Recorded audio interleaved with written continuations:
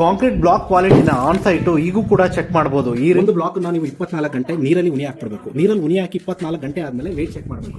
ಇದರಲ್ಲಿ water absorption ಎಷ್ಟಾಗುತ್ತೆ ಅನ್ನೋದ್ರ ಮೇಲೆ quality of the blocks depend ಆಗುತ್ತೆ. ನಿಮಗೆ ಬ್ಲಾಕ್ಸ್ 20% ಗಿಂತ ವೇಟ್ ಜಾಸ್ತಿ ಬಂತು, ಜಾಸ್ತಿ ಅಬ್ಸರ್ವ್ ಮಾಡ್ತಿದೆ ವಾಟರ್ ಅಂತ ಅಂದ್ರೆ that is bad quality blocks, ಅದನ್ನ ಯೂಸ್ ಮಾಡಬಾರ್ದು. So size of the block proper ಆಗಿರಬೇಕು. ಸೊ ನೋಡಿ 16 ಇಂಚು ಸ್ಟ್ಯಾಂಡರ್ಡ್ ಆಗಿ ಬರಬೇಕು. ಈ ಮೂಲೆಯಿಂದ ಲೆಕ್ಕ ಹಾಕ್ತಾಗೂ 16 ಇಂಚ್ ಇರಬೇಕು, ಇಲ್ಲಿ ಲೆಕ್ಕ ಹಾಕ್ತಾಗೂ 16 ಇಂಚ್ ಇರಬೇಕು.